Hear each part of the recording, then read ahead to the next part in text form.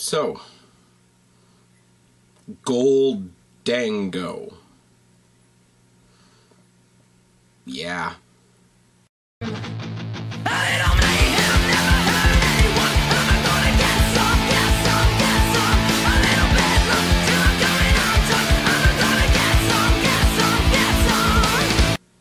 What's going on, everybody? It's your buddy, it's your pal Spaz Phoenix, the YWC Reality Check here with your April 17th, not 17th at all, is it? It's the April 14th SmackDown review. Good show. Good, fun show, especially after NXT last night. I do have to say a similar thing tonight about SmackDown. There wasn't much wasted time. Everybody that I wanted to look good got a chance to look good. So SmackDown kind of following the NXT mold this week, if that's anything that can be said. Maurice starts the show introducing Miz for Miz TV and taking a page out of Jericho's book from Raw. Miz basically says, I'm going to interview my wife, and then he introduces his wife, who just introduced him, and they kiss each other's ass, and then they kiss, and it's, you know, it's a really good time to be the Miz. Ryder comes out and complains for a while, pisses off the Miz, and Miz and Maurice both say, do you want a title shot? We'll give you a title shot tonight. This is happening right now. Oh, wait, it's not, because you're facing this guy. And it's Baron Corbin. And we've got Ryder versus Corbin. And that pretty much speaks for itself, doesn't it? Good opening segment, did what it was supposed to do. I don't believe that they're dragging the Ryder thing out. I'm really not. I hope he goes back. For his own sake, I hope he goes back to SmackDown, where he's there with Mojo Rawley, and they're an entertaining tag team. But on the main roster, he's really struggling to grow a beard. I know I really shouldn't say anything about anybody else's facial hair. And also just struggling just as much to be relevant. And nobody believes he's going to win. So that's a thing. Miz and Maurice bail. They are heels. They feed off. I mean, obviously they're married in real life, so it follows. It makes sense. But they really do, as heel characters, really feed off each other. It's fucking great. And yes, I'm a Miz mark, and yes, I'm biased. Ryder versus Baron Corbin. Collar and elbow tie up, two shoulder tackles by Corbin, headlock and a facebuster by Ryder. Ryder goes for a springboard something, because whatever it was is met by a ridiculous right hand by Baron Corbin. Choke on the ropes by Corbin and a running punch in the head. He's got him out on the outside, kind of like what Roman Reigns would have if he was going to do the drive-by. Runs around the corner like once and just stops and punches him in the head. That's fucking brilliant. Choke on the ropes by Corbin, running punch in the head, neck vice by Corbin, jawjacker by Ryder, two corner clotheslines and a northern lariat is I guess what they call a clothesline to the back of the head. I didn't say it. Mauro Ranallo said it. Kitchen sink by Corbin, dropkick by Ryder, and end of days by Corbin. And Ryder, you're done. He tosses Ryder out and continues to give him a beatdown. Ziggler comes in, chases him off. Gee, I wonder if we're getting that match at Payback. Doesn't hurt my feelings at all. Ziggler wants to go to a pay-per-view stage and ragdoll for Corbin as his second pay-per-view introduction to the main roster. Doesn't hurt my feelings at all. I mean, it's the thing we always tack on to the end. I really wish they were doing something with Ziggler, but whatever. Just in case I haven't taken my heart medication today, the next match we had was Paige versus Hot Heel Emma. Those of you that have been watching my channel for a long time, just think of everything you've ever heard me say about the respective NXT and WWE women's divisions. And then just think about your boy sitting there. Paige versus Emma. Yeah. They show a promo from Emma in the back before she goes on. The reason she's pissed off and the reason she's on the main roster is to target Becky Lynch. Because Becky Lynch is happy and the crowd is happy that she's happy. It's really loose. It kind of sort of plays the way the Emma Bailey story played in NXT. So there's a little bit of continuity there. I'll go with it. If it means we're going to get a solid rivalry between Emma and Becky Lynch, I'm in. But it's kind of weak. It's kind of like Jericho turning heel because not enough fans cheered for him. You know, when his opponent is AJ Styles, brand new to the roster, ooh, something shiny to the WWE universe. Could go on forever with that, couldn't I? Collar and elbow tie up and a choke in the corner by Paige to start. Emma eats the turnbuckle and hits a mudhole stomp on Paige. Roll up head first into the turnbuckle by Emma, which is great because you think she's just going to try for a quick roll up, but she takes Paige far enough into the corner that she smokes her head off the turnbuckle. Interesting little move right there. Not the greatest thing of all time, but I liked it. It made me pop. Mounted punches from that position while her head sort of cricked on the turnbuckle only adds to it. Double underhook suplex by Emma, who follows up with a full Nelson. Not a typical like regular suplex into a headlock, but we have the double underhook. Which is cool because it's not something you see every day.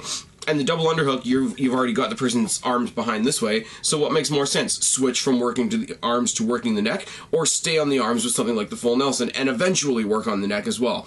I like that. Little differences like that. You know, I always say I've got my little shtick that I do. You know, the heels in WWE are really helpful. You know, if you ever forget that I'm a heel, here's a headlock. I'm a heel, and that's good. And it's a thing, and it serves its purpose. It's a rest hold, and it bores the crowd. It makes you boo the heel. It makes you cheer the babyface, etc. But coming off of a double underhook suplex, the full Nelson just makes more sense, which is great. Combination of kicks and a high knee in the corner by Paige, as I rip too many pages off the Doomy Clipboard of Doom, because I'm just that special. Okay. Clipboard just doesn't like me today. That's what's going on there. Professionalism. Running knee by Paige and a headbutt battle as they both stand on the top rope. Emma sweeps the leg. Paige eats turnbuckle hard on the way down as she comes down from the top. Looks like it might have been a legitimate thing because she doesn't let go of her nose for the rest of the segment. But off of that, what might have been a botch, Emma hits a really tight-looking aggressive roll-up and gets the win. This is all good. I love Paige, but this is not going to hurt Paige at all. Especially if she really busted her nose and whatever. I mean, they're not being very shy about showing the stitches that Becky Lynch had to get after WrestleMania. So I think that era of, oh, this diva has a black eye, so we got to keep her off the show for 6 weeks, I think that's done and dusted, which is good. And I said diva, which I shouldn't. There we go. We have some recaps from Raw. We recap the tag team tournament, and we recap the Bray Wyatt versus Roman Reigns story for reasons beyond me, because neither Bray Wyatt or Roman Reigns are part of SmackDown tonight. Enzo and Cass versus The Ascension as we go on through the bracket of the tag team tournament.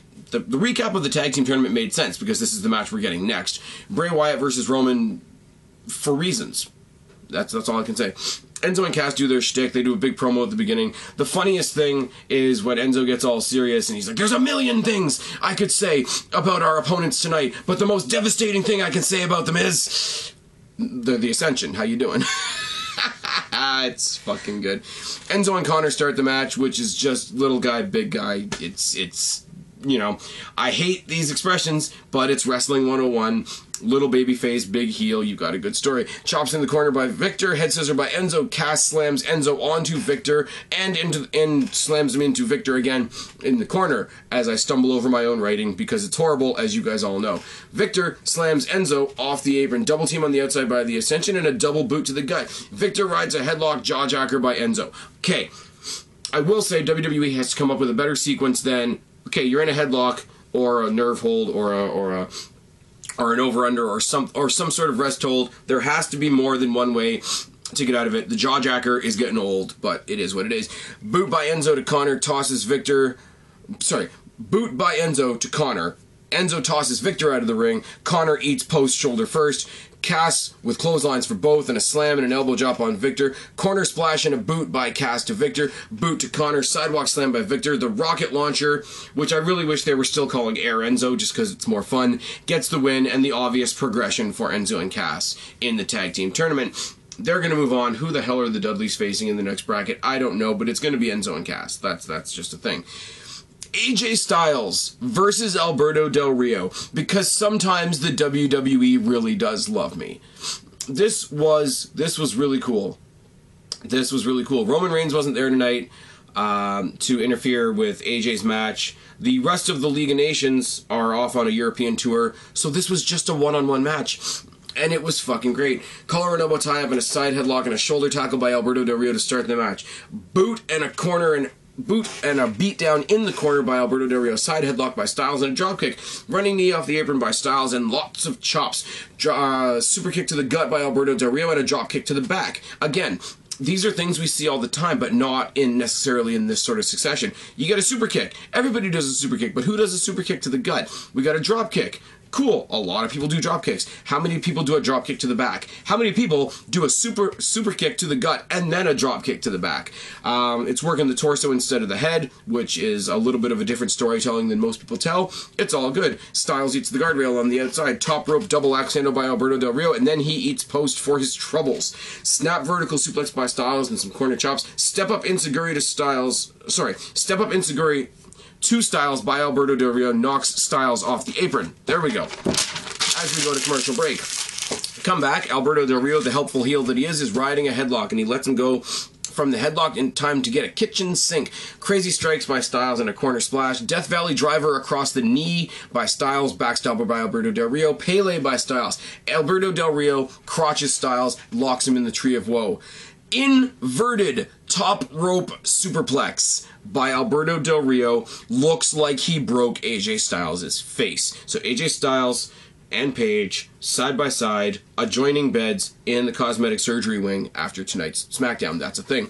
Tree of Woe again. You think you're going to get the double stomp, but no. First, before we get to the double stomp, you got him prone. He's in the Tree of Woe. Brie Bella's not there. Daniel's not there. So what do you got? You got our Mexican friend Alberto Del Rio with Say It Loud and Say It Proud. The Daniel Bryan Memorial silly kicks. Oh, yes. And then he misses the double stomp for reasons. Cross arm breaker gets turned into a wicked roll up by Styles, and Styles gets the win. Much like I said on NXT, there's something to be said for a match not ending in the finisher that you thought it was going to end. You think you're going to get the Styles Clash or the Phenomenal Forearm or the Calf Crusher. You get it like almost an Undertaker situation where there's a whole Rolodex of moves that AJ Styles could use.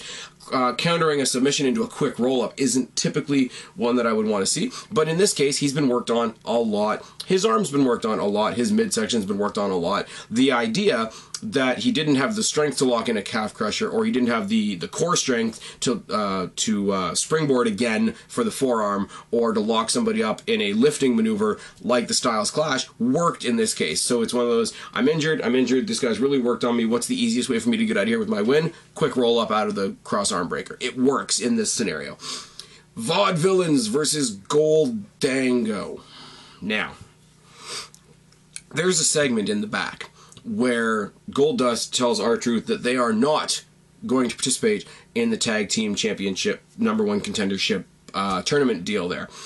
So he says, I've already spoken to management, Golden Truth is not debuting tonight.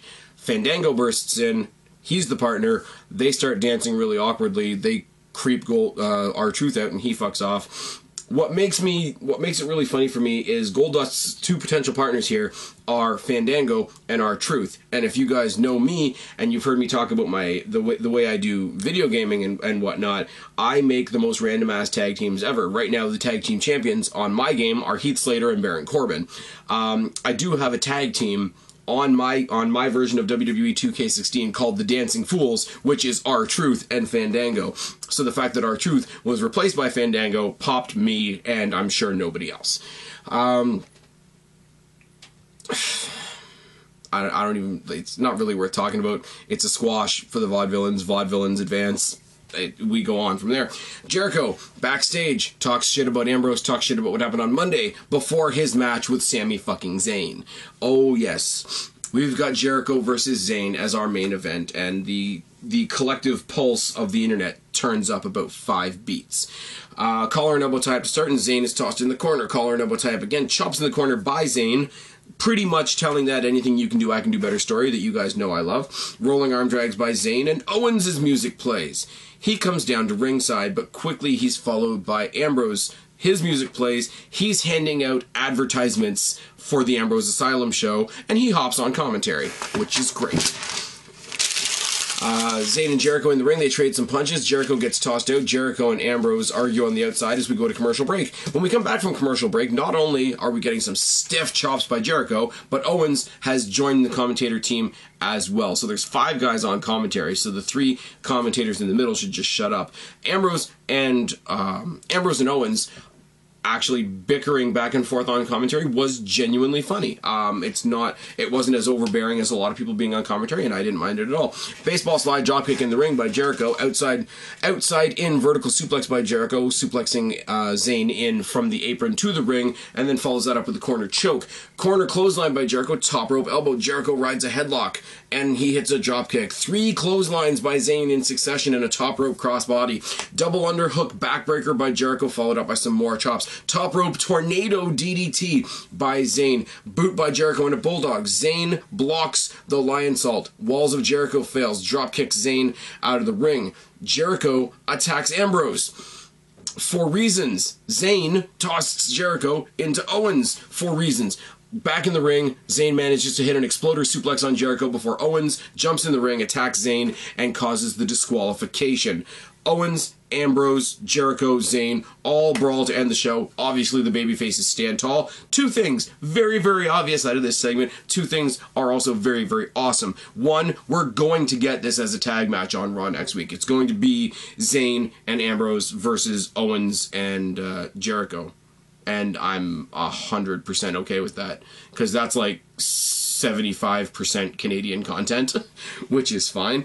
And we're getting these two respective matches at Payback. We're going to get Ambrose versus Jericho, which I'm cool with. We're going to get Owens versus Zayn, which I'm cool with. We're also, it seems like, going to get Corbin versus Ziggler, which I'm cool with. We got Cesaro versus The Miz, which I'm very cool with. We got AJ Styles versus Roman Reigns, which is what it is, and it looks like we're going to get Natty versus Charlotte again, which I can deal with.